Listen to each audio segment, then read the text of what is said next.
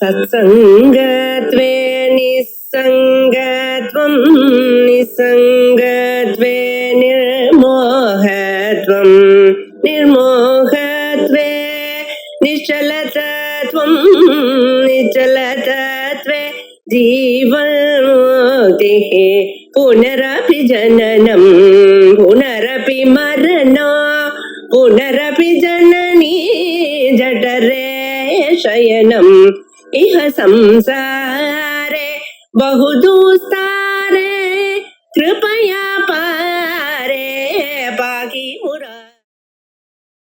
ओम श्री गुरुभ्यो नमः। हरि ओम। सदाशिवसमारम्भाम् शंकराचार्यमध्यमाम् अस्मदाचार्यपर्यन्ताम् वन्दे गुरुपरम्पराम्। श्रुतिस्मृतिपुराणानाम् आलयं करुणालयं नमामि भगवत्पादं शंकरं लोकशंकरं शंकरं शंकराचार्यं केशवं बादरायणं सूत्रभाष्यकृतौ वन्दे भगवन्तौ पुनः पुनः। ईश्वरो गुरुरात्मेति मूर्तिभेदविभागिने व्योमवद्व्याप्तदेहाय दक्षिणामूर्तये नमः। गुकारस्वन्धकारो वै ऋकारस्तन्निवर्तकः अंधकारनिरोधित्वात् गुरुरित्यभिधीयते। ओम सहना भवतु सहनो भुनक्तु सह वीर्यङ्करवावहै तेजस्विनावधीतमस्तु मा विद्विषावहैः। ओम शांति शांति शांति।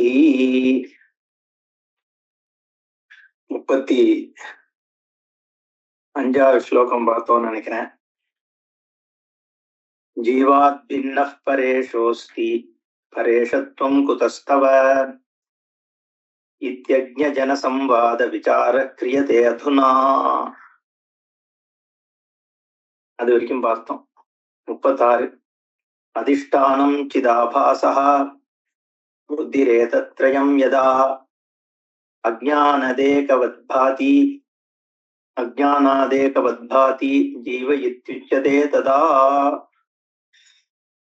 3 விஷயங்கள் சேரும் பொழுது ஜீவன் அப்படிங்கிறவன் உருவாரான். என்ன 3 விஷயங்கள் சொன்னார்? அதிஷ்டானம் சிதாபாசः புத்தி ஏதத்ரயம் யதா அஜ்ஞானாத் ஏகவத்பாதி ஜீவ இதி உச்யதே. 3 விஷயம் இருக்கு. 3 விஷயங்கள் உலகத்துக்கு காரணமா இருக்கு.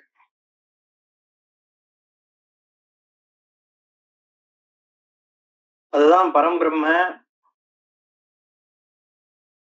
அகங்காரா, மகத்து அல்ல புத்தி அப்படின்னு 3 சொல்றோம். சாஸ்திரங்கள் சொல்லுது. இந்த விஷயாபாசம் ஏற்படுறதே, விஷயங்கள் தெரியறது, அனுபவங்கள் ஏற்படுறது, இதுக்கெல்லாம் மூலமா இருக்கிறது எதுன்னா புத்தியில ஏற்படக்கூடிய விருத்திகள் தான். புத்தி விருத்தி தான் விஷயங்களை காண்பிக்கிறது. சொப்னத்துல எப்படி புத்தி விருத்தி உலகத்தை காண்பிக்கிறதோ அதே மாதிரி ஜாகிரத அவஸ்தையிலையும் புத்தி விருத்திகள் தான் இந்த ஜெகத் அனுபவத்தை ஏற்படுத்துறது. இதுல ஒரு சந்தேகம் என்ன வரும்னா, வெளியில செவுரு இருக்கிறதுனால தானே எனக்கு செவுரு தெரியறது, வெளியில மலை இருக்கிறதுனால தானே எனக்கு மலை தெரியறது,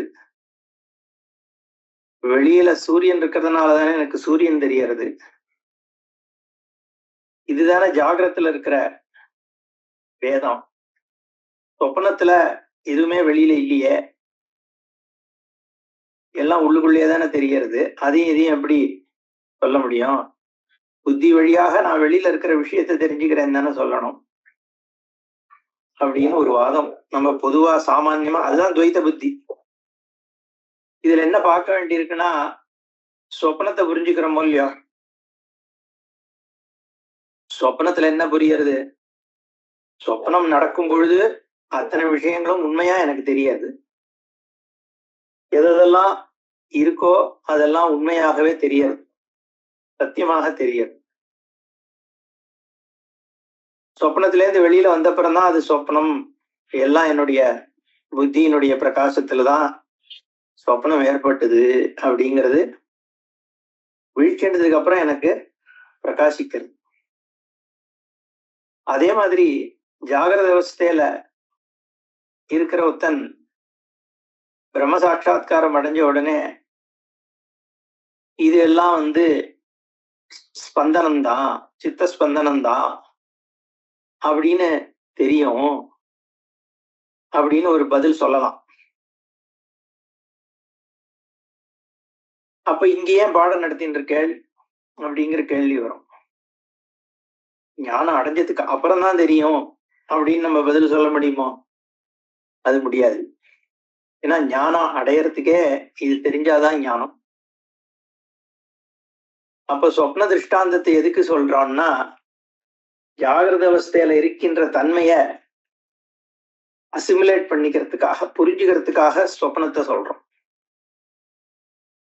சரி, ஜாகிரத அவஸ்தையில புத்தியாசிரித்தமாதான் அனுபவங்கள் இருக்கு அப்படிங்கிறத நீங்க எப்படி சித்தம் பண்றீள், சாஸ்திரங்கள் எப்படி சித்தம் பண்றது அப்படின்னு பார்த்தா, எந்த ஒரு அனுபவமும் சைதன்யத்துக்கு அப்பாற்பட்டிருக்கா? சைதன்யத்தை அந்த அனுபவத்திலேருந்து பிரிச்சு பார்க்க முடியுமா? ஒரு பொருள்னா அந்த பொருள் அனுபவம் தான் இருக்கு அப்படிங்கிறத பல தடவை இந்த கிரந்தத்தை பார்க்கும் போதே நம்ம பார்த்தோம். மலைனா மலை கான்சியஸ்னஸ், மலை சைதன்யம் அப்படிங்கிற மலை அஸ்தி அப்படின்னு சொன்னேன்னா, பர்வதா அஸ்தி அப்படின்னா, பர்வதா சன் பர்வதா, பர்வதா அஸ்திங்கிறத சன் பர்வதான்னு சொல்லலாம். சன் கடகா, சன் பட்டகா,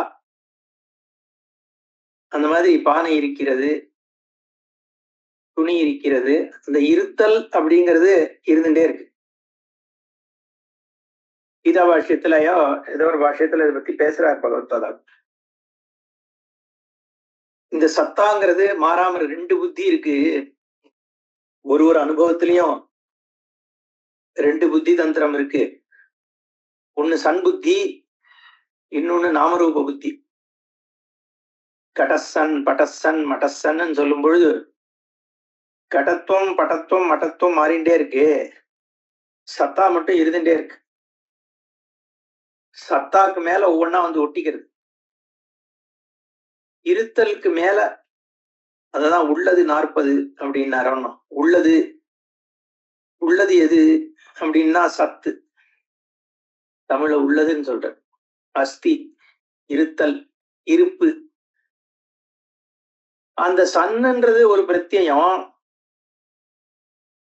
கடம்ங்கிறது ஒரு பிரத்யம். பிரத்யம்னா ஒரு ஒரு அனுபவம், ஒரு ரெகக்னிஷன் வச்சுக்கலாமே, ஒரு காக்னிஷன். ஒரு ஈஸ் காக்னிஷன் ஒண்ணு இருக்கு, பாட் காக்னிஷன் ஒண்ணு இருக்கு. அது மாதிரி ஈஸ் காக்னிஷன் ஒண்ணு இருக்கு, கிளாத் காக்னிஷன் ஒண்ணு இப்ப இருக்கும். கிளாத் ஈஸ் அப்படின்னா is cognition, cloth cognition. Mountain is, mountain cognition, is cognition. இதுல எது விசேஷனம் எது விசேஷம், அட்ஜெக்டிவ் எது, நவுன் எது அப்படின்னு பார்த்தோம்னா, பொதுவா என்ன சொல்லுவோம், பானை அப்படிங்கிறது தான் அங்க நவுனு, ஈஸுங்கிறது பானையினுடைய ஒரு அட்ஜெக்டிவ், ஒரு ப்ராப்பர்ட்டி. இப்ப பானை இருக்கு, அப்ப பானை இல்லை அப்படிங்கிறதுனால பானை ஈஸ் அப்படிங்கிறதுல பானைக்கு ஈஸுங்கிறது ஒரு தன்மை அப்படின்னு சொல்றோம்.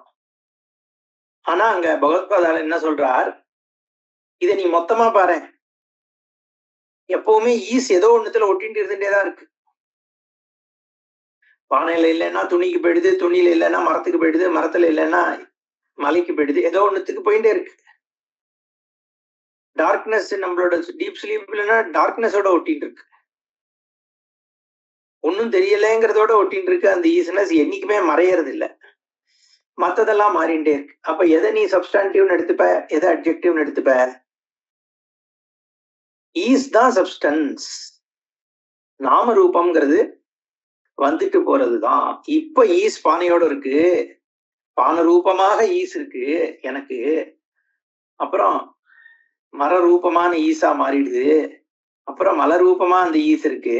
அப்ப அந்த ஈஸ் எதோ அனுபவங்களோட ஒட்டின்னு இருக்கே ஒழிய இருக்கிறது என்னவோ அந்த ஈஸ் தான் அப்படிங்கிறது நமக்கு புரியறது. அது புரியும் பொழுது என்ன நமக்கு அந்த ஈஸ் எங்கேருந்து வருது? சைதன்யமாக வருது. அந்த சைத்தன்யம் எந்த ஒரு பொருள்ல இருந்தும் தள்ளி இல்லை, எந்த ஒரு அனுபவத்திலையும் அது சேர்ந்தே இருக்கு. ஈஸ் சைதன்யம், சைதன்யம் ஈஸ் அப்படிங்கிறது இருந்துட்டே இருக்கு. ஈஸுங்கிறது சைதன்யாத்மகமா இருக்கு. ஈஸுங்கிறது எங்க இருக்கு? ஒரு ஜடப்பொருளா அப்படின்னு கேட்டா, ஜடப்பொருள்னு சொன்னாலே அது என்னுடைய சேதனத்துக்கு சைதன்யத்துக்கு பிரகாசிச்சாதான் அது ஜடமா இருக்க முடியுங்கிற பொழுது ஈஸ்னஸ் ஜடத்துல இருக்க முடியாது. சின்மாத்திரமான சுரூபத்துலதான் அது இருக்கு.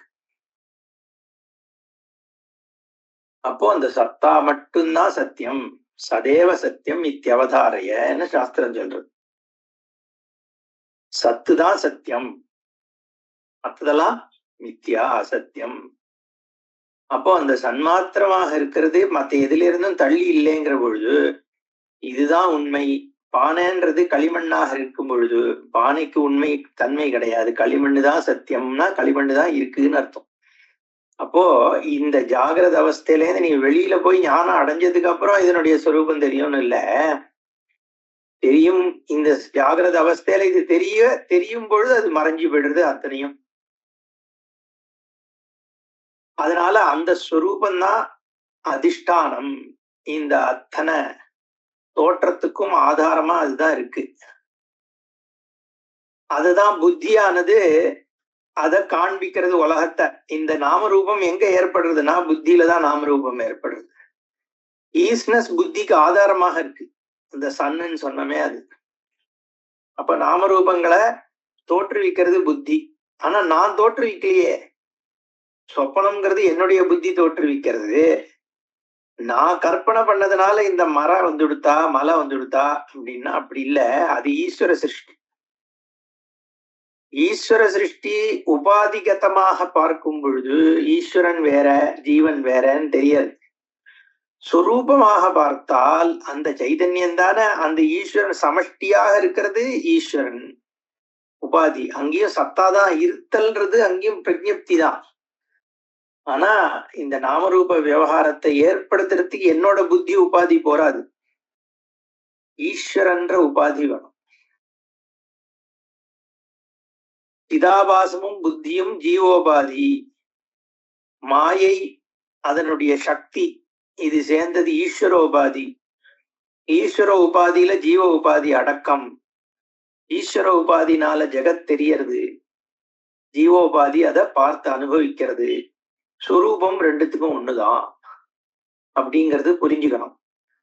இங்க அத அதிஷ்டானம், சிதாபாசா, புத்தின்னு மூணா இருக்கு.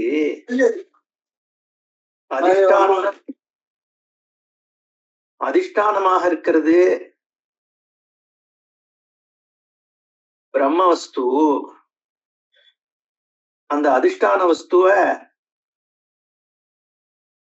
தான் அப்படிங்கிற இந்த அகங்காரம் இருக்க அது பிரிச்சு ஒன்னாக காண்பிக்கிறது. அதுதான் சிதாபாசம் சொல்றது.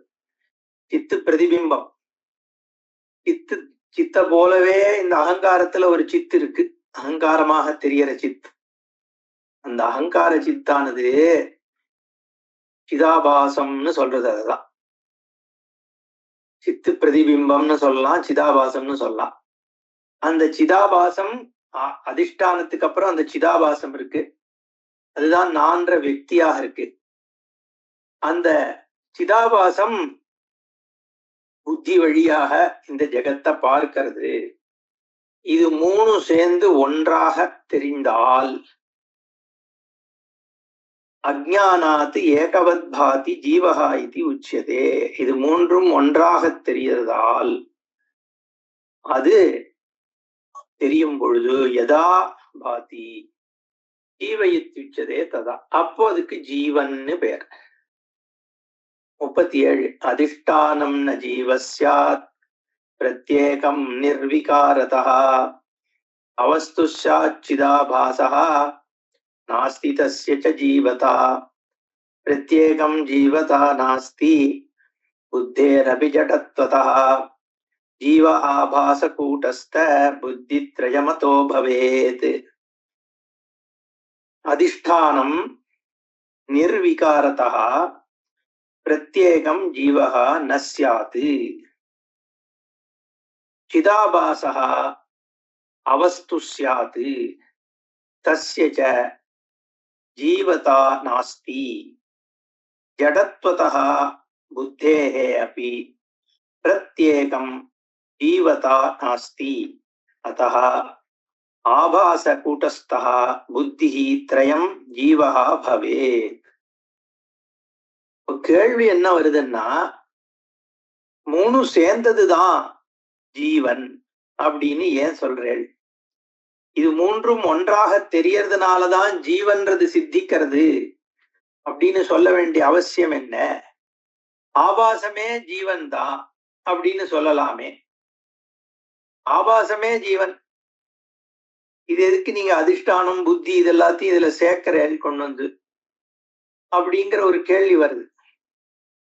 அதுக்குதான் இங்க வந்து சொல்றார், அப்படி எடுத்துக்க முடியாதுப்பா. ஏன்னா அதிஷ்டானம் சுத்த சைதன்யம், சர்வவியாபி, சின்மாத்திரம், நிர்விகாரம், நிரவயவம், மாறுதலுக்கு அப்பாற்பட்டது. அதனால வந்து விருத்தித்தன்மை கூட அதுக்கு கிடையாது. அது வெறும் ஸ்டில்லா இருக்கக்கூடிய வெறும் சுத்த சைதன்யம் மட்டும்தான். அது வந்து ஒரு மாற்றம் அதுக்கு இருக்க முடியாது. நிர்விகாரதா, அதுக்கு மாற்றமே கிடையாது. சர்வவியாபியா இருக்கு, அதுக்கு உபாதி கூட கிடையாது, எதுவுமே கிடையாது அதுக்கு. அப்படிங்கிற பொழுது ஜீவஹா பிரத்யேகம் ந ஸ்யாத், தனியா அது ஜீவனா இருக்கவே முடியாது. இன்ஃபேக்ட் அதிஷ்டானத்தை தவிர வேற எதுவுமே இருக்க முடியாது. அதாவது பிரம்மம் வந்து ஜீவன் ஆயிடுச்சுன்னு சொன்னோம்னா அப்புறம் ஜீவன் திருப்பி பிரம்மன் ஆறுது. அதுக்கப்புறம் வந்து ஜீவனுக்கு ஏன் அப்போ ஒரு தடவை ஜீவன் ஆறுது திருப்பி பிரம்மன் ஆயிடுதுன்னா திருப்பி ஜீவன் ஆகாதுன்னு என்ன நிச்சயம்? ஏன்னா இந்த மத்வாள்லாம் அதான் கேட்கிறான். இத்தனை வருஷமா பிரம்மனா இருந்தது, நீங்க அத்வைதம் சொல்லி கொடுத்துதான் அது வந்து தன்னை பிரம்மன்னு தெரிஞ்சுட்டுதான். ஆனா பிரம்மனை தெரிஞ்சுக்கணும்னு அவசியமே கிடையாது. ஏன்னா அது தன்னை தெரிஞ்சுக்கிறதுக்கு முதல்ல அதுக்கு விருத்தி ரூபம் தேவை.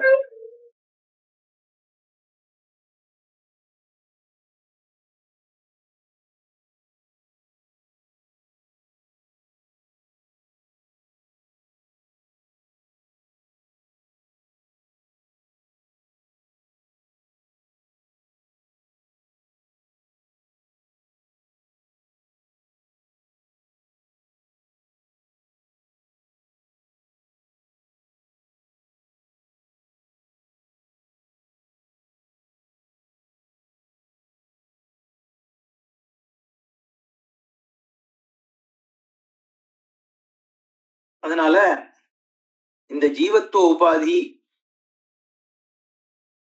அப்படிங்கிறது அதிஷ்டான பிரம்மத்துக்கு இருக்க முடியாது. ஏன்னா உபாதிங்கிறது கூட எதுவுமே ஒரு செகண்ட் விஷயம். உபாதின்னு ஒண்ணு இருந்தாலே துவைத்தம் வந்துடும். அப்போ பிரம்மன் வந்து புத்திங்கிற உபாதி வழியாக தன்னை தெரிஞ்சுக்கிறதுன்னு சொல்ல முடியாது. அதனால பிரம்மனுக்கெல்லாம் ஞானம் கிடையாது. இன்ஃபேக்ட் இந்த ஞானம் தேவைங்கிறதே அஜ்ஞான தசையில இருக்கிற ஒரு விஷயம்தான். அததானே இங்க சொல்லிட்டு இருக்கார். அதனால அதிஷ்டானம் சுயமாக ஜீவத்தன்மையை அடைஞ்சிடுத்துன்னு சொல்லவே முடியாது. ஏன்னா அதுக்கு விகாரம் இல்லாததுனால அதிஷ்டானம் ஜீவன் கிடையாது, பிரம்மம் ஜீவன் கிடையாது. சரி, சிதாபாசம் ஏன் ஜீவனா இருக்க முடியாது அப்படின்னா அதுக்கு வஸ்து தன்மை கிடையாது. சிதாபாசத்துக்கு சிதாபாசம் அதிஷ்டானத்தோட சேரும் பொழுதுதான் அதுக்கு தன்மை ஏற்படுறது. ஏன்னா அது ஒரு ஜடவஸ்து. ஜடவஸ்து கூட இல்ல, வாஸ்தவமா அது இல்லாத ஒரு விஷயம். இல்லாத விஷயம் எப்படி ஜீவனா இருக்க முடியும்? ஜீவன்றது இருக்கானே. அப்ப இருத்தல் அப்படிங்கிறது சிதாபாசத்துல கிடையாது. இருத்தல் எங்கேருந்து வந்தாகணும்? அதிஷ்டானத்துல என்ன வந்தாகணும். அதனால சிதாபாசமும் அதிஷ்டானமும் சேர்ந்தே ஆகணும். ஏன்னா சிதாபாசம் ஸ்வயம் அவஸ்து. சரி, இது ரெண்டும் ஆனா போருமே அப்படிங்கிற கேள்வி. சிதாபாசமும் சித்தும் சேர்ந்துதான் ஜீவன் ஆயிடுத்து அப்படின்னு ஏன் சொல்லக்கூடாது அப்படின்னா,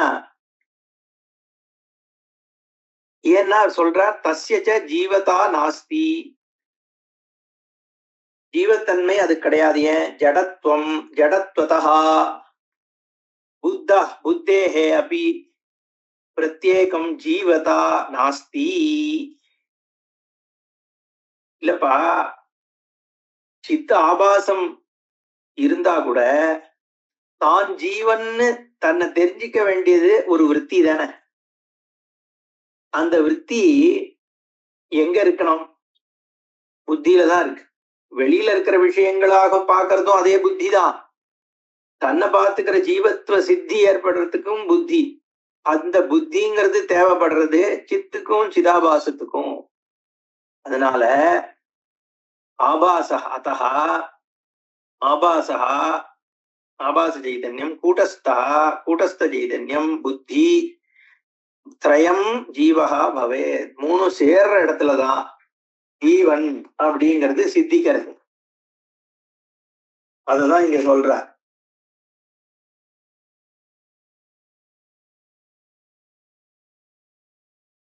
ஏன்னா ஆகாசத்துல ஒரு சூரியன் இருக்கு.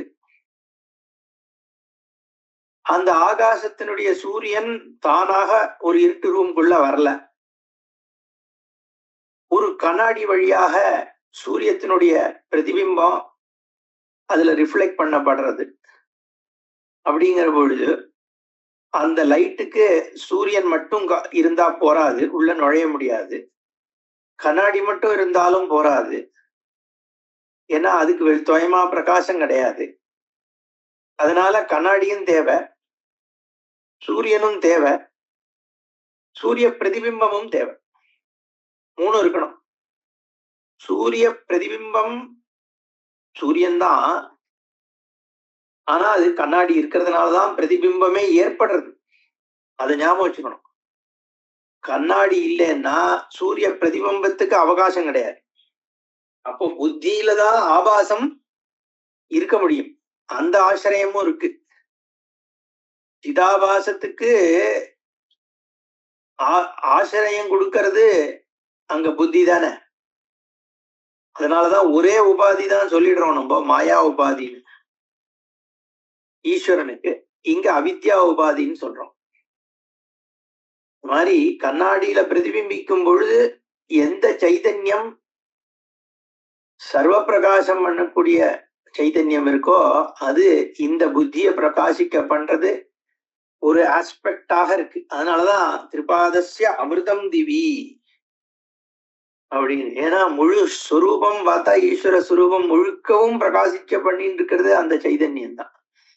அதேதான் உன்னுடைய ஸ்வரூபத்தையும் பிரகாசப்படுத்துறது. அப்படிங்கிறதுனால இங்க இது மூணு சேர்ந்துதான் இருக்கணும்னு சொல்றார். 39வது ஸ்லோகம் பார்ப்போம். மாயா பாசோ விசுத்தாத்மா திரயமேதன் மகேஸ்வரः மாயாபாசோப்யவஸ்துத்வாத் பிரத்யேகம் நேஸ்வரோ பவேத் பூர்ணத்வாத் நிர்விகாரத்வாத் விசுத்தாத்மா நச்சேஸ்வரः ஜடத்வஹேதோர்மாயாயாம் ஈஸ்வரத்வம் ந துர்கடம் தஸ்மாதேதத்ரயம் மித்யா ததர்த்தோ நேஸ்வரோ பவேத். 39, 40, 41 பாதி மூணும் சேர்ந்து மாயா ஆபாசா விசுத்தாத்மா ஏதத்ரயம் மகேஸ்வரः மாயாபாசः अपि அவஸ்துத்வாத் பிரத்யேகம் ஈஸ்வரः ந பவேத் விசுத்தாத்மா च பூர்ணத்வாத் நிர்விகாரத்வாத் ஈஸ்வரः ந மாயாயாம் து ஜடத்வஹேதோஹ ஈஸ்வரத்வம் துர்கடம் தஸ்மாத் ஏதத்ரயம் மித்யா ததர்த்தः ஈஸ்வரः ந பவேத். ஈஸ்வரனை பத்தி இப்போ அடுத்த 2.5 ஸ்லோகத்துல சொல்றார். ஜீவன் எதுவாக இருக்க முடியாது, எது மூணு சேர்ந்தது ஜீவனாச்சு அப்படின்றத சொன்னார். அதே மாதிரி எது மூணு சேர்ந்தது ஈஸ்வரன் ஆட்சிங்கிறத இங்க சொல்றார். மாயை, ஆபாசம், விசுத்தாத்மா. மாயா, ஆபாசா, விசுத்தாத்மா திரயம் ஏதது மகேஸ்வரஹா. மாயையிலையும் சின்மாத்திரத்தினுடைய ஆபாசம் இருக்குங்கிறார் இங்க. எப்படி இங்க புத்தியில ஒரு ஆபாசம் இருக்கோ அப்படி அங்க மகத்தத்துவமாக இருக்கக்கூடிய சொரூபத்துல மாயையில, அவ்யாகிருத மாயையில ஆபாசம் ஏற்படுறதுனால அந்த ஈஸ்வர தன்மை அடையிறது அப்படின்னு. ஆபாசம், மாயை, விசுத்தாத்மா மூணும் சேர்ந்ததுதான் ஈஸ்வரன். ஏன் இங்கேயும் மூணும் சேரணும் அப்படின்னு கேட்டா, மாயா ஆபாசகா அப்படி அவஸ்துத்வா. மாயா ஆபாசம்ங்கிறது ஒரு வஸ்து. எப்பவுமே பிரதிபிம்பம்ங்கிறது ஒரு அவஸ்து தானே. சூரியன் தண்ணீரை பிரதிபலிக்கிறதுனா பிரதிபலிக்கிறது சூரியன் தானே, தனியா அதுக்குன்னு ஒரு தன்மை கிடையாது. அப்போ பிரதிபலிக்கின்ற தன்மை அந்த உபாதியில இருக்கு. எதுல? மாயால இருக்கு. அந்த மாயையில இது பிரதிபலிக்கிறதுனால இங்க ஈஸ்வர விவகாரம் ஏற்படுது. இது எல்லாமே அவித்யையும் மாயையில அடக்கம். ஏன்னா நம்ம அவித்யை தான் நீக்க முடியும், மாயையை நீக்க முடியாது. அதனாலதான் நமக்கு இருக்கிறத மாயைன்னு சொல்ல முடியாது. நமக்கு இருக்கிறது அவித்யை தான். என்ன அவித்யைனா சர்வம் பிரம்மைவங்கிறது தெரியாம இருக்கிற அவித்யை. இது மட்டும்தான் நமக்கு போக முடியும். ஏன்னா அதுதான் நம்ம உபாதி, ஜீவ உபாதி. மாயான்றது ஈஸ்வர உபாதி, அதை நம்ம நீக்க முடியாது. அதனாலதான் ஞானம் ஏற்பட்ட அப்புறமும் உலகம் தெரியும். உலகத்துல துவைத பாவம் இருக்காதே ஒழிய உலகம் தெரிஞ்சாதானே உபதேசம் பண்ண முடியறது ஞானியால எல்லாருக்கும். ஒரு உலகம் தெரியறதானோ. ஆனா அந்த விற்பி பாதித அனுவிற்த்தின்னு பேர். உலகத்துல இருக்கிற விஷயங்கள் எல்லாம் சத்தியம் கிடையாது அப்படிங்கிற ஒரு காக்னிஷன் இருக்கிறதுனால அவஸ்துதான் அப்படிங்கிறத ஒரு புத்தியோட விவகாரம் பண்றார். அதனால அந்த ஈஸ்வர தன்மை அங்க மாயையினால ஏற்பட்டிருக்கு. அந்த மாயையினால இந்த ஜெகத் தெரியறது ஈஸ்வரனுக்கு. ஈஸ்வரனால் தெரிவிக்கிறது. ஜீவனுக்கு இருக்கிற அந்த மலை தெரியறதுன்னா மலை தெரியும் ஞானம் ஏற்பட்ட அப்புறமும். ஆனா தானும் மலையும் வேறில்லை அப்படிங்கிற ஞானம் ஏற்பட்டுறது. அந்த ஞானம் எதை நிவர்த்தி பண்றது? மாயையை நிவர்த்தி பண்ணல, அவித்யை நிவர்த்தி பண்ற. மாயையை நிவர்த்தி பண்ணோம்னா எனக்கு மலையே தெரியப்படாது. மலையினுடைய ஒரு தன்மை மலைதான். இது ஒரு மலைன்னு எனக்கு தெரியணுமே, பாதிதமாக தெரியறது இல்லை. பாதிதம்னா என்னன்னா, மலை ஒரு தனி பொருள், மரம் ஒரு தனி பொருள், நான் ஒரு தனி வஸ்துங்கிற அந்த துவைத பாவம் இருக்கே, அதுதான் அவித்யை பண்ற விஷயம். அந்த அவித்யை தான் போகுமே வழிய மலைன்னு ஒண்ணு தெரியறது எனக்கு பிரதீதி இருக்கும். அதனால மாயையை நீக்கிறான். அது புரியாதவள்லாம் இப்படி பேசுறது. வைதிகள்லாம் கேட்கிற கேள்வி எல்லாம் இதுதான். இந்த மாதிரி கேள்விதான் கேட்பா. மாயைங்கிறது ரொம்ப டெக்னிக்கல் யூசேஜ். என்ன, அதாவது சர்வம் பிரம்மன் காண்பிக்கிறதுக்காக யூஸ் பண்ற ஒரு வார்த்தை. அதனால மாயையை நம்ம நீக்கவும் முடியாது. அப்புறம் என் ஞானிக்கு எப்படி உலகம் தெரியறதுன்னு கேட்டா, அதனால மாயை தான். ஈஸ்வர சிருஷ்டியை நம்ம எப்படி எடுக்க முடியும்? ஜீவ சிருஷ்டியை தான் நம்ம நீக்க முடியும். அப்படிங்கிறதுனால இந்த மாயையும் இந்த சைதன்யத்தினுடைய பிரதிபிம்பம் அதுல வர்றதுனால, அப்ப அந்த மாயா ஆபாசம் இருக்கே அதுவும் அவஸ்து. அப்படி ஒரு வஸ்து இல்லாததுனால அது தனியாக ஆபாசம் ஈஸ்வரத்துவத்தை வச்சுக்க முடியாது. பிரத்யேகம் ஈஸ்வரகா ந பவேத். விசுத்தாத்மாச்ச பூர்ணத்வாத்து நிர்விகாரத்வாத்து ஈஸ்வரகா ந. சுத்த சைதன்யம் ஈஸ்வரனா இருக்க முடியாது. ஈஸ்வரத்தம்னா ஒரு சக்தி வேணும், அது அவயவம் இருக்கணும், நானாத்துவ ஜெகத்து தெரியறதே, இதெல்லாம் இருக்கணும். அப்பதான் அது ஈஸ்வரன். சுத்த சைதன்யமா இருந்தா அது எப்படி ஈஸ்வரன் ஆகும்? பூர்ணமாக இருக்கு. ஈஸ்வரன் ஜீவத்திலேருந்து ஜீவனை உள்ளடக்கினவனா இருந்தாலும் அவயவி பாவம் இருக்கு அங்க. அதனால பூர்ணம்னு சொல்ல முடியாது, நிர்விகாரம்னு சொல்ல முடியாது. அதனால சிருஷ்டி நடந்திருக்கு ஸ்திதி பண்ணிட்டு இருக்கார் அப்படின்லாம் சொல்ல வேண்டி இருக்கிறதுனால நிர்குண பிரம்மமானது ஈஸ்வரன் சொல்ல முடியாது. சகுண பிரம்மத்தை தான் ஈஸ்வரன் சொல்றோம். அப்ப அதுவும் ஈஸ்வரன் இல்லை. மாயாயாம் ஜடத்துவ ஹேதோஹோ ஈஸ்வரத்துவம் துர்கடம். மாயைக்கு மட்டும் சுயமா ஈஸ்வர தன்மை இருக்கான்னா எப்படி இருக்கும்? அதுவும் ஜடம். சித் பிரகாசத்தினாலதான் மாயை காரியம் பண்ண முடியும். அதனால அதுக்கும் ஈஸ்வரத்தன்மை சித்திக்காது. தஸ்மாத் ஏதத்ரயம் மித்யா. அதனால இது எல்லாமே மித்யாதான். எது மித்யா? இந்த ஜடத்துவ ஹேத்துவாக இருக்கக்கூடிய மாயை மித்யா, ஆபாசம் மித்யா, ஈஸ்வரத்தன்மையே மித்யா. சித்து மித்யா கிடையாது. அதனால இது எதுவும் ஈஸ்வரனா இருக்க முடியாது. மூணும் சேர்ந்ததுதான் ஈஸ்வரன். 41 2வது பாதி. இதி ஜீவேஸ்வரோ பாதா ஸ்வ அஜ்ஞானாத் நஹி வஸ்துதா. அதனால ஜீவன் ஈஸ்வரன் இது ரெண்டும் அஜ்ஞானத்தினாலதான் தெரியறது. ஸ்வ அஜ்ஞானாத் ஜீவேஸ்வரோ பாதா வஸ்துதா. உண்மையாக பார்த்தா நஹி வஸ்துதா நஹி, உண்மையாக அவை இல்லை. அடுத்து 42வது ஸ்லோகம். கட்டாகாச மட்டாகாசோ மகாகாசே பிரகல்பிதௌ ஏவம் மை சிதாகாசே ஜீவேஷௌ பரிகல்பிதௌ. அப்ப எங்கடா இருக்கு இதுங்கிற கேள்வி இருக்கிறதுனால சொல்றார், மகாகாசே கட்டாகாச மட்டாகாசோ பிரகல்பிதௌ ஏவம் சிதாகாசே மயி ஜீவேஷௌ பரிகல்பிதௌ. ஒரே ஆகாசம்தான். அந்த ஆகாசத்துக்குள்ள இருக்கிற ஒரு குடம் இருக்கிறதுனால குடத்துக்குள்ளேயும் ஒரு ஆகாசம் இருக்கிறதா தெரியுது. ஆகாசத்துக்குள்ள ஒரு ரூம் இருக்கிறதுனால ரூமுக்குள்ளேயும் ஆகாசம் இருக்கிறதா தெரியுது. ஒரு ஜார் இருக்கிறதுனால ஜார்லயும் ஆகாசம் இருக்கிறதா தெரியுது. ஆனா ஆகாசத்துலதான் கடமும் இருக்கு, ஆவரக்கமும் இருக்கு, மட்டமும் இருக்கு. எல்லாம் ஆகாசத்துக்குள்ளதான் அதுவே இருக்கு. ஆகாசம்னா டைமென்ஷனாலிட்டி, ஸ்பேஸ். இந்த இது இருக்கே வரவேடாது. நம்ம சயின்ஸ்ல இருக்கிற ஸ்பேஸ் கிடையாது. Purely dimensionality. அவகாச பிரதாத்திர ஆகாசம். ஆகாசத்துல சப்த குணம் இருக்குன்னா வேக்யூம் இருந்தா அங்க இருக்காதுன்னு ஒருத்தர் சொல்றாரு. அது சப்தம் டிராவல்ஸ் ஆகணும்னா ஸ்பேஷியாலிட்டி இருக்கணும், அவ்வளவுதான். இருந்தா போறோம்னு அர்த்தம். ஸ்பேஷியாலிட்டியோட கூட வேக்யூம் இல்லாத தன்மை இருக்கணுங்கிறதும் ரைட்டு தான். பட் அடிப்படையா இது இருக்கணும். அவ அந்த காலத்துல இருந்த இதுல இருந்து சொன்னா அது பெரிய விஷயம் கிடையாது. தாத்பரியம் அங்க அது இல்ல. அதனால இந்த இந்த ஸ்பேஷியாலிட்டிக்குள்ளதான் எல்லாமே இருக்குங்கிற பொழுது அதுக்குள்ள ஒரு ஸ்பேஷியாலிட்டி இருக்குன்னு சொல்றது அர்த்தம் இல்லையே.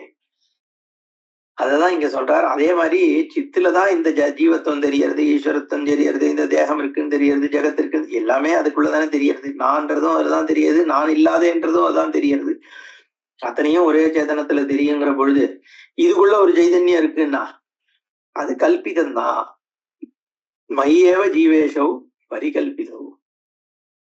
43 மாயா தத்கார்ய விலையே நேஸ்வரத்வம் ந ஜீவதா தத சுத்தஜிதேவாஹம் திவ்யோம நிருபாதிதா.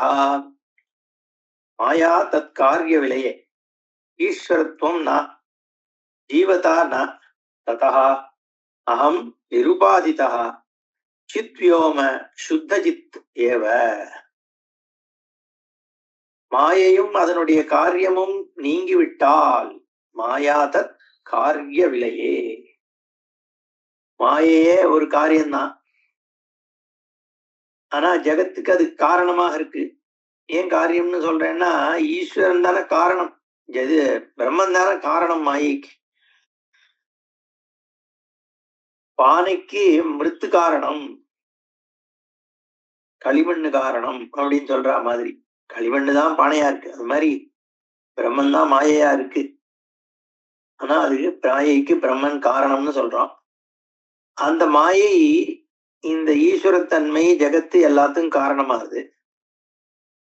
அந்த காரியங்கள் எல்லாம் மாயையில அடங்கி, மாயை அவித்யை எல்லாம் ஈஸ்வர பிரம்மத்துல அடங்கும் பொழுது ஈஸ்வரத்துவமே அங்க கிடையாது. ஜெகத்து இருந்தாதான் ஈஸ்வரத்தன்மை. ஓ பிரம்ம ஞானம் ஏற்பட்டதுக்கு அப்புறம் ஜெகத்தே இல்ல, எதுவுமே இல்லைங்கிற ஞானம் வந்தாச்சு. என்ன பிரதீதி இருக்கு, தெரியறது ஏதோ அவ்வளவுதானே ஒழிய அதுக்கு சத்தியத்துவம் இல்லைன்னா ஈஸ்வரனும் சத்தியம் இல்லைன்னு ஆயிடுறதோ. ஜெகத்து இருந்தா தானே ஈஸ்வரன், ஜெகத்தே இல்லைன்னா ஏது ஈஸ்வரன்? ஜீவனும் கிடையாது, ஈஸ்வரனும் கிடையாது, எதுவுமே கிடையாதுன்ற மாயை தற்காரியம் போனதுக்கு அப்புறம் ஈஸ்வரத்தும் கிடையாது, ஜீவதாவும் நான் ததா அகம் நிருபாதிதா சித் வியோம சுத்த சித்தேவ. அதனால உபாதி இல்லாத ஒரு ஆகாசம், சிதாகாசம், சைதன்ய ஆகாசம், சித்யோம. அதான் சிதாகாசம்னு நடராஜா சிதம்பரத்து சிதாகாசம், சித்யோம சுத்த சித்து தான், சைதன்யத்தை தவிர வேற ஒண்ணும் இல்லை அப்படிங்கிறத சொல்ற. 44வது ஸ்லோகம். சத்யசிதா சித் கணமனந்தமத்வயம் சர்வதிருஷ்யரஹிதம் நிராமயம் யத்பதம் விமலமத்வயம் சிவம் தத் சதாகமிதி மௌனமாஸ்ரயே. சத்யஜித் கணம் அனந்தம் அத்வயம் சர்வதிருஷ்யரஹிதம் நிராமயம் விமலம் அத்வயம் சிவம் யது பதம் தத் சதா அகம் இது மௌனம் ஆஸ்ரயே. மௌனம் ஆஸ்ரயே, மௌனத்தை ஆசிரியிக்கிறேன். மௌனம்னா என்ன? சனசுஜாத்தியத்துல மௌனம்னா பிரம்மந்தான் அப்படின்னு சொல்றார். 2வது அத்தியாயத்துல மௌனமே பிரம்மந்தான் மௌனம். ஏன்னா எல்லா வார்த்தைகள், எல்லா விவகாரம் அத்தனையும் அங்க ஒடுங்கி போயிட்டா அதுதானே மௌனம். மௌனோ வியாக்கியா பிரகடித பரம் பிரம்ம தத்துவம் யுவானம் பரிசிஷ்டாந்தே சதிருஷைர் ஆவிருதம் பிரம்மனிஷ்டைः ஆச்சாரியேந்திரம் கரகலித ஜின்முத்திரமானந்த ரூபம் ஸ்வாத்மாராமம் முதிதவதனம் தட்சிணாமூர்த்திமீடே பரிசிஷ்டாந்தே வசத் ரிஷிகணைः. மௌன வியாக்கியா பிரகடித பரம்பிரம்ம தத்துவம். மௌன வியாக்கியினால பரம்பிரம்ம தத்துவம் அப்படி உட்கார்ந்து இருக்கார். அந்த சுரூபம் தான் பிரம்மா, அவ்வளவுதான். வேற என்ன சொல்றதுக்கு என்ன இருக்கு? அதனால மௌனம் ஆசிரிய, அதை ஆசிரியிக்கிறேன் பிரம்மத்தன்றார். சத்து சித்து கணம், சத்திய சித் கணம். சத்தியஸ்வரூபம் எது? சத்தியஸ்வரூபம்னா சித் கணம் தான். சித்து மட்டும்தானே எல்லா இடத்துலயும் இருக்குன்னா அப்ப சித் கணம் ஆயிடுறது. ஒரே அன்டிஃபரன்ஷியேட்டட் சித்து.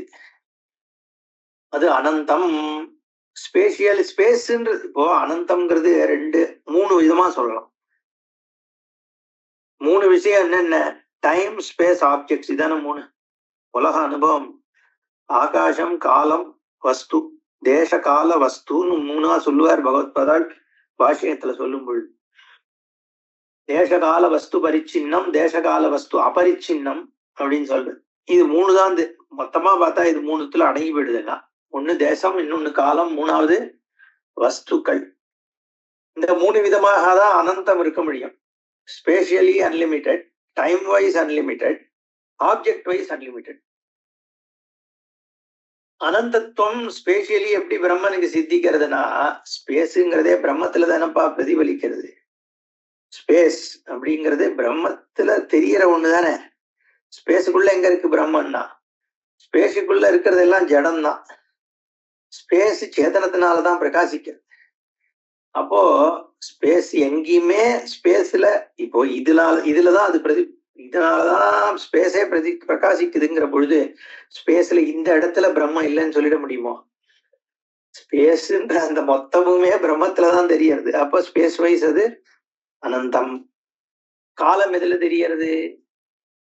நம்ம ஏற்கனவே பார்த்துட்டோம். காலம்ங்கிறது மொமெண்ட் தான். அப்படிங்கிற பொழுது காலம் எதுக்கு ஆசிரியிச்சிருக்கு? சைதன்யத்துக்கு ஆசிரியமா தான் இருக்கு. சைதன்யத்துலதான் காலம் தெரியும். அப்போ எந்த காலத்திலயும் சைதன்யம் இல்லைன்னு சொல்லிட முடியாது. ஏன்னா காலம் இருக்கிறதுக்கே சைதன்யம் தானே தேவை. காலம்னு ஒண்ணு இருக்குனாலே அங்க சைதன்யம் இருக்குன்னு ஆயிடுது. இந்த மாதிரி ஸ்பேஸ்ன்னு ஒண்ணு இருக்குன்னா அங்க சைதன்யம் இருக்குன்னு ஆயிடுது. அதனால spatially unlimited, time wise unlimited. வஸ்துக்கள்லாம் என்ன? பிரம்மத்துல பிரதிபலிக்கிறதான வஸ்துக்கள். அப்போ ஆப்ஜெக்ட் வைஸ் அனந்தம். அனந்தமாகனால சத்தியஜித்கனம் அனந்தம் அத்வயம். இதுக்கப்புறம் ரெண்டாவது என்ன இருக்கு? ஸ்பேஸ் டைம் ஆப்ஜெக்ட் மூணுமே இதுதான்னா ரெண்டாவது என்ன இருக்கு? ரெண்டு சைதன்யம் இருக்கா? ரெண்டுன்றது தெரியறதுக்கே சைதன்யம் தேவை. அப்ப அந்த ரெண்டுங்கிறது சைதன்யத்தை தான் வியாபிக்க வேண்டியிருக்கு. சைதன்யத்தினாலதான் வியாபிக்கப்பட வேண்டியிருக்கு. சர்வ திருஷ்ய ரகிதம். திருஷ்யத்துவம் அதுக்கு சுத்தமா கிடையாது. திருஷ்யத்துக்கு எல்லாருக்கும் இருக்கிற வஸ்துக்களுக்கெல்லாம் அப்பாற்பட்டதா இருக்கு. நீர் ஆமயம். ஆமயம்னா தோஷம். எந்த விதமான தோஷமும் அதுக்கு கிடையாது. நிர்மலம், அதுவும் அதேதான். களங்கம் இல்லாதது, அத்வயம். இப்படிலாம் இருக்கிறதுனால அதுதான் சிவம், மங்களம். ஏன்னா அமங்கலமான விஷயங்கள் எதுவுமே கிடையாது. இப்ப காலம் இருந்தாதான் மிருத்யு. எப்பவுமே சுத்தமா இருந்துருக்கிற வஸ்துக்கு என்ன அசிவமா ஒண்ணும் இருக்க வழி இல்லை. அதனால்தான் சிவம் அப்படின்னாலே பிரம்மன் தான். அது ஒண்ணுக்குதான் சிவத்தன்மை இருக்க முடியும், மங்களத்தன்மை. மற்ற எல்லாத்துலயும் ஒரு லேசமாவது அமங்கலம் இருக்கும். அதனால எத்பதம் அது சதா அகமிதி மௌனம் ஆசிரியே. அப்போ மங்களமா எது இருக்கோ அந்த பிரம்மஸ்வரூபத்தை நான் சதா ஆசிரியிக்கிறேன் அப்படிங்கிறார். 45 பூர்ணம் அத்வயம் அகண்ட சேதனம் விஸ்வவேத கலனாதிவர்ஜிதம் அத்விதீய பரசம்விதம்சகம் தத் சதாகமிதி மௌனம் ஆசிரியே. மௌனத்தை பத்தி இன்னும் சொல்லிட்டு போறார். திருப்பி அந்த மௌனத்தை ஆசிரியிக்கிறேன், மௌனத்தை ஆசிரியிக்கிறேன். என்ன மௌனம்னா அத்விதீய பரசம்விதம்சகம். ரெண்டே அல்லாத மேலான ஞான ஸ்வரூபம் இருக்கே, அப்பேற்பட்ட மௌனத்தை ஆசிரியிக்கிறேன். பூர்ணம் ஆசிரியே, அத்வயம் ஆசிரியே, அகண்ட சேதனம் ஆசிரியே, விஸ்வவேத கலனாதி வர்ஜிதம். வேற்றுமை இல்லாததாக அத்விதீய பரசம்வித் அம்சமாக இருக்கக்கூடிய அந்த மௌனஸ்வரூபத்தை நான் ஆசிரியிக்கிறேன்னு சொல்றார். அதுல இருந்து அடுத்த செஷன்ல பார்ப்போம். ஓம் பூர்ணமத பூர்ணமிதம் பூர்ணாத் பூர்ணமுதச்யதே பூர்ணஸ்ய பூர்ணமாதாய பூர்ணமேவாவசிஷ்யதே. ஓம் சாந்தி சாந்தி சாந்தி. ஹரி ஓம். ஸ்ரீ குருभ्यो நமः. ஹரி ஓம்.